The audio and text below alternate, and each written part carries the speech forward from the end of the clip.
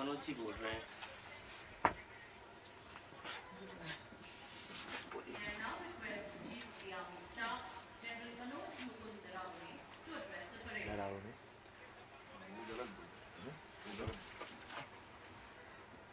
गलत कोई नहीं होता है।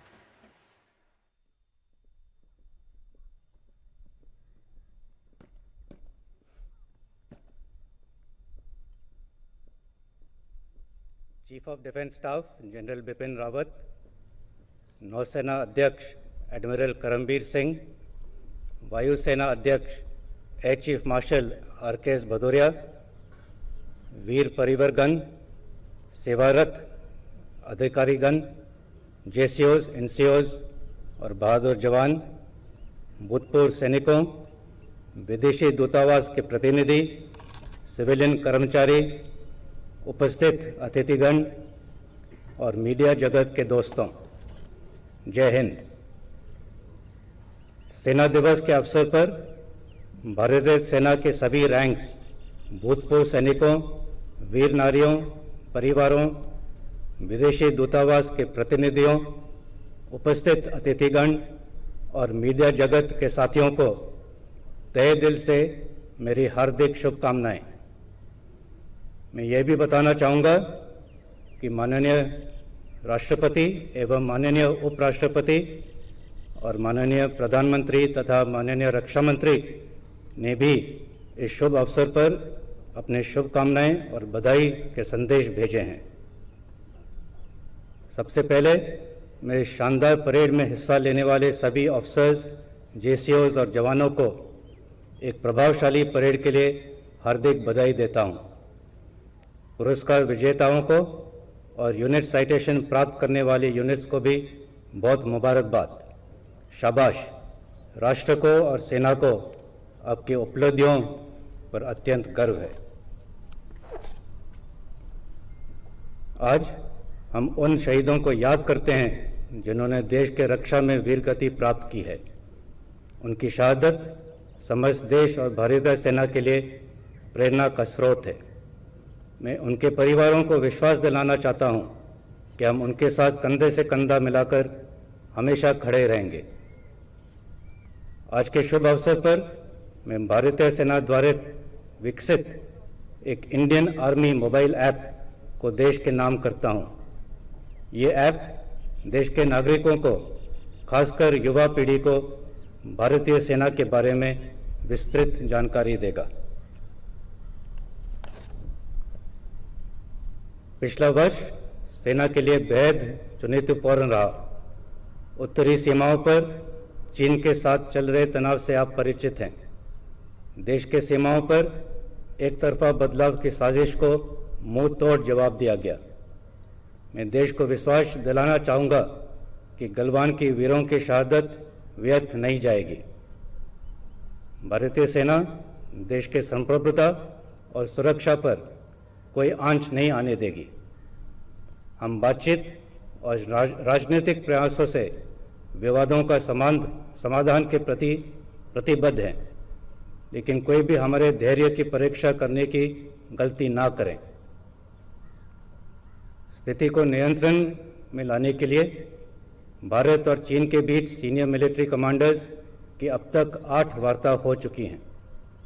म्यूचुअल और इक्वल सिक्योरिटी के सिद्धांत पर मौजूदा स्थिति का हल निकालने के लिए हमारे प्रयास जारी रहेंगे। भारी ठंड और कठिन परिस्थितियों के बावजूद हमारे सैनिकों का मनोबल उन पर्वत शिखरों से भी बहुत ऊंचा है जिसकी वो मुस्तैदी से रक्षा कर रहे हैं। दूसरी तरफ नियंत्रण रेखा पर भी दुश्मन के हर नापाक इरादे का करारा जवाब दिया जा रहा है। पाकिस्तान आतंकवादियों को पनाह देने की अपनी आदत से लाचार है। सीमा पर प्रशासन शिविरों में तकरीबन 300 से 400 आतंकवादी घुसपैठ करने की फिराक में बैठे हैं। पिछले वर्ष सीज फायर वायलेशन में 44% बढ़ोतरी हुई, जो कि पाकिस्तान के नापाक इरादों का सबूत है। सरहद पार से ड्रोन्स और टनल्स के द्वारा भी हथियार की स्मगलिंग करने की कोशिश की गई। नियंत्रण रेखा पर हमारे सक्रिय ऑपरेशंस और मजबूत काउंटर इन्फिल्ट्रेशन ग्रिड से न केवल को दुश्मन को भारी नुकसान हुआ, बल्कि घुसपैठ की अनेक कोशिशों को नाकाम कर दिया गया। पिछले वर्ष सेना ने नियंत्रण रेखा और काउंटर टेररिस्ट ऑपरेशंस में 200 से भी अधिक आतंकवादियों को मार गिराया। इन प्रयासों से JNK में न केवल हिंसा की घटनाओं में काफ़ी गिरावट आई है, बल्कि आवाम को भी आतंकवाद से राहत मिली है। देश के उत्तर पूर्वी क्षेत्र में भी सुरक्षा स्थिति में सराहनीय सुधार हुआ है। प्रोएक्टिव ऑपरेशंस की वजह से पिछले साल तकरीबन 600 आतंकवादियों ने सरेंडर किया और साथ ही काफ़ी मात्रा में हथियार भी बरामद किए गए। म्यांमार आर्मी के साथ आतंकवादियों संगठनों के खिलाफ ऑपरेशंस में भारी सफलता हासिल की है। आंतरिक सुरक्षा के लिए सेना की तैनाती में की गई कटौती सुधारते हालातों का सबूत है। सेना और असम राइफल्स राज्य सरकारों के साथ संयुक्त रूप से देश की एक्ट ईस्ट पॉलिसी को आकार दे रही हैं। 21वीं सदी के चुनौतियों का सामना करने और युद्ध क्षमता बढ़ाने के उद्देश्य से सेना आधुनिकीकरण और पुनर्गठन की दिशा में लगातार ठोस कदम उठा रही है। इमरजेंसी और फास्ट ट्रैक स्कीम के जरिए हमने 38 स्कीम के अंतर्गत लगभग 5,000 करोड़ के हथियार और सामान की खरीदी की है। इसके अलावा कैपिटल प्रोक्योरमेंट के अंतर्गत इस साल तकरीबन 13,000 करोड़ के कॉन्ट्रैक्ट्स को अंजाम दिया है। सेना के बहुमुखी विकास के लिए विशेष ध्यान दिया जा रहा है, जिसमें इन्फेंट्री के लिए LMG, लाइट स्पेशल व्हीकल्स तथा personal protective gear, mechanised forces के लिए ICVs, आर्टिलरी के लिए लॉन्ग रेंज वेक्टर्स, इंजीनियर्स के लिए अत्याधुनिक प्लांट इक्विपमेंट और सिग्नल्स के लिए कम्युनिकेशन इक्विपमेंट शामिल है। उभरती टेक्नोलॉजी जैसे कि artificial intelligence, blockchain, quantum computing, unmanned systems, directed energy weapons और स्वार्म ड्रोन्स के क्षेत्रों में भी देश के अग्रणी शिक्षा संस्थानों के साथ जैसे IITs इनके साथ काम जारी है। आधुनिकीकरण के इन प्रयासों के साथ इंफ्रास्ट्रक्चर में भी तेज़ी से सुधार हुआ है, जो कि अपने आप में एक बड़ी उपलब्धि है। सेना के आधुनिकीकरण के ये प्रयास आदरणीय प्रधानमंत्री के आत्मनिर्भर भारत की पहल का एक अभिन्न हिस्सा है। भारतीय सेना मेक इन इंडिया के तहत 32,000 करोड़ के 29 आधुनिकीकरण प्रोजेक्ट्स की पहचान कर चुकी है। प्राइवेट इंडस्ट्री, MSME और एकेडमिया के साथ मिलकर सेना एक आत्मनिर्भर डिफेंस इकोसिस्टम बनाने में महत्वपूर्ण योगदान दे रही है। इससे स्वदेशी टेक्नोलॉजी को बढ़ावा मिलेगा और इंपोर्ट्स पर हमारी निर्भरता कम होगी। मुझे विश्वास है कि इन सब प्रयासों के हम एक आत्मनिर्भर सेना का विकास कर पाएंगे। मित्र देशों के साथ रक्षा सहयोग राष्ट्रीय सुरक्षा की दृष्टि से सेना का एक बेहद महत्वपूर्ण योगदान है। पिछले वर्ष हमारे प्रशिक्षण संस्थानों में मित्र देशों के 3,000 से भी ज़्यादा अधिकारी और जवानों ने प्रशिक्षण प्राप्त किया। इसके अलावा हमारे 10 इंडियन मिलिट्री ट्रेनिंग टीम्स सहयोगी देशों के साथ हमारे संबंधों को और भी मजबूत कर रहे हैं। इसके साथ साथ मैं बताना चाहूँगा कि संयुक्त राष्ट्र पीस कीपिंग के तहत हमारे 5,300 से अधिक सैनिक 8 पीस कीपिंग मिशंस में दुनिया के बेहद कठिन इलाकों में अपने कर्तव्य निष्ठा से देश का नाम रोशन कर रहे हैं। राष्ट्र निर्माण में सेना का सदा प्रमुख योगदान रहा है। इस साल सबसे महत्वपूर्ण योगदान कोविड-19 से निपटने में देश को प्रयासों का अंजाम देना है।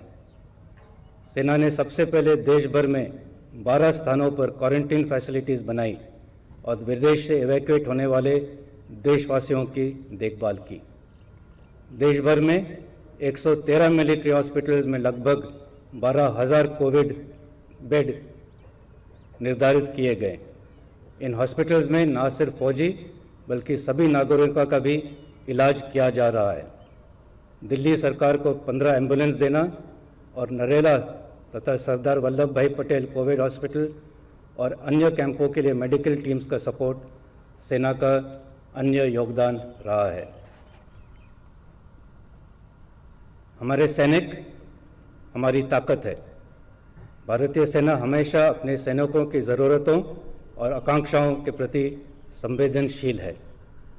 वर्ष 2020 में सैनिकों के कल्याण से संबंधित बहुत से कदम उठाए गए।